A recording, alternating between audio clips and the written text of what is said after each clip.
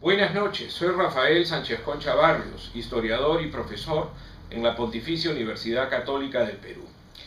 En esta ocasión quisiera hablarles de mi último libro, titulado Del régimen hispánico, estudios sobre la conquista y el orden virreinal peruano.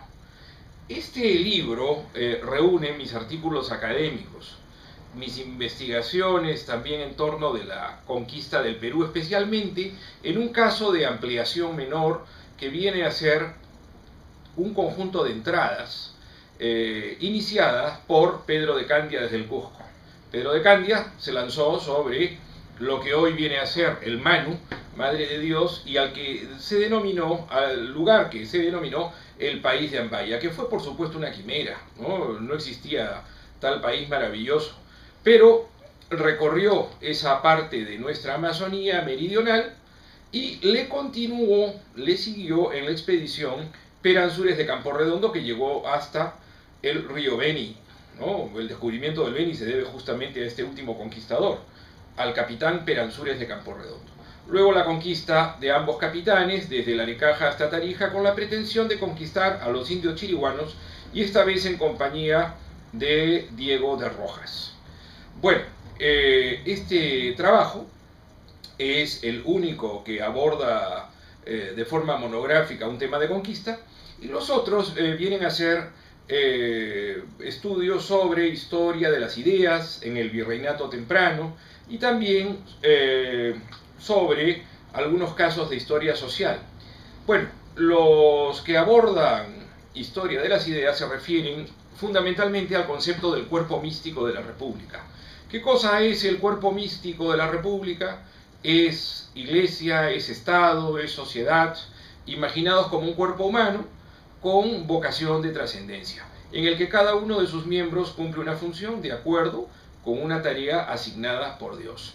Entonces trato de definir este concepto, trato de acercarme a este concepto con casos y ver cómo dentro del cuerpo místico de la República, que es el referente, que es del imaginario social virreinal, existen dos cuerpos más, el cuerpo místico de República de Indios y el cuerpo místico de República de Españoles, lo que llamamos comúnmente las dos repúblicas, que en teoría, y esto es teórico, todo lo que abordo aquí viene a ser teórico, deben ayudarse mutuamente, una no puede existir sin la otra. Bueno, también un trabajo sobre el concepto de miserable, o el concepto de miseria en los indios, al que ha de aplicarse, a quienes ha de aplicarse la policía, que es la hispanización y la cristianización. Está ligado justamente al cuerpo místico de la República, y un caso importante que es el del licenciado Hernando de Santillán, que observa la tiranía en los curacas. A diferencia de cronistas un tanto posteriores a Santillán como Matienzo o Sarmiento de Gamboa, este licenciado en leyes observaba que la tiranía no estaba en los incas, sino más bien en los curacas, y que los incas ordenaron el mundo y que estuvieron facultados por Dios para reunirlos, para comunicarlos. Vemos aquí en ese artículo sobre Santillán el Jus Communicationis, que maneja muy bien Fray Francisco de Vitoria y que en Santillán se refleja perfectamente, aunque no lo cite. Los otros artículos se acercan un tanto al tema religioso. Hay un trabajo monográfico sobre la cofradía de la Veracruz en el virreinato, cómo se funda la cofradía, cómo se desarrolla, cómo se van integrando los cofrades. Por ejemplo, en el siglo XVI son los vecinos principales de Lima, en el XVII son los funcionarios y los profesores de San Marcos, y en el siglo XVIII los grandes comerciantes.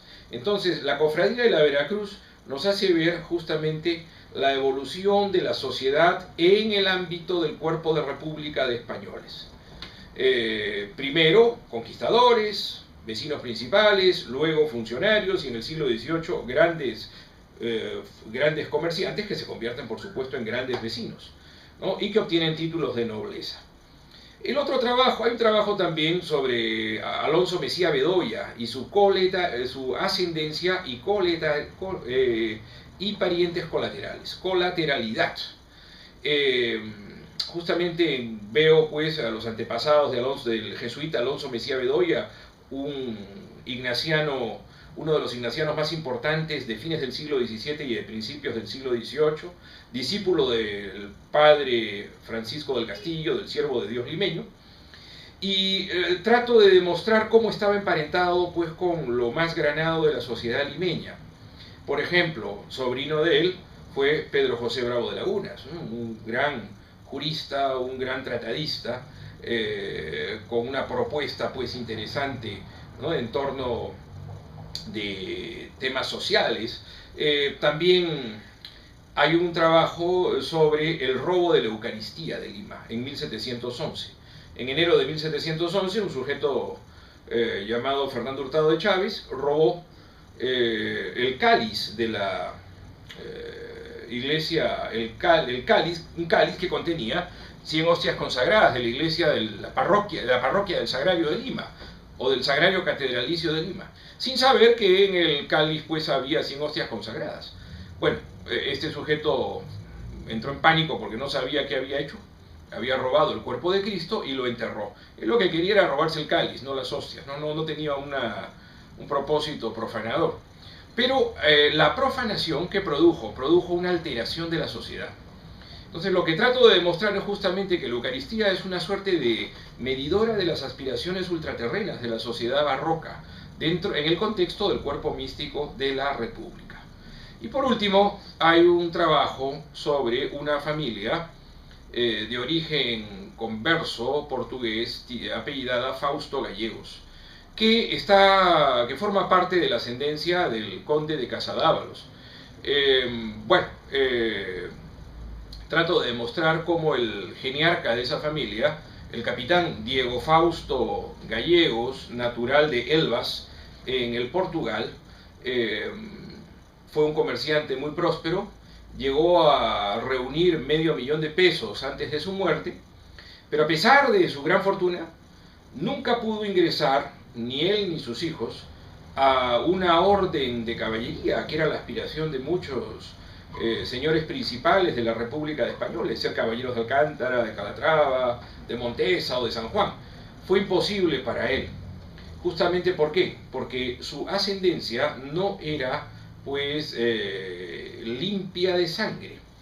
Sin embargo, la fortuna de este capitán le permitió colocar a los hijos en puestos estratégicos. Compró para su hijo Ignacio el cargo de oidor de la Audiencia de Chile. Por cierto, el hijo era jurista, era bachiller en leyes y cánones por la Universidad de San Marcos, pero su fortuna le permitió comprarle un puesto como oidor, primero supernumerario y luego se integró a la Audiencia de Chile. Su otro hijo, José Fausto Gallegos, para ese hijo procuró invertir dinero en la tramitación para una canonjía en la Catedral de Lima y llegó a ser canónigo de la Catedral de Lima. Otro de sus hijos, Juan José, fue corregidor de Camaná, en Arequipa. Por lo tanto, vemos entre sus hijos pues a un canónigo, a un corregidor, a un oidor. Y las hijas, bueno, unos también se dedicaron estrictamente al comercio, otros hijos varones, y sus hijas fueron muy bien casadas. ¿Con quiénes? Con capitanes, con comerciantes que contaban con el rango de capitán y que tenían no una ascendencia portuguesa, sino de otra procedencia. Por ejemplo, una de sus hijas casó con José Sánchez de Bustamante y Linares, que era natural de las montañas de Santander, y ya sabemos que los montañeses o santanderinos gozaban del aplauso social de la sociedad virreinal. Eran imaginados todos como si fueran nobles. Bueno, una de sus hijas recibió también una gran dote para entrar como monja en el convento de Santa Clara, donde llegó a ser abadesa. Me refiero a Sor Leonor Fausto Gallegos. Bueno, en general el libro es un conjunto de artículos que tienen que ver con la conquista y con el virreinato del Perú y que me gustaría invitarlos a leer. Bueno, presentamos nuestro libro el jueves 5 de septiembre a las 7:30 de la noche en el Centro Cultural de la Universidad Católica, ubicado en la avenida Camino Real 1075. Los espero. Muchísimas gracias.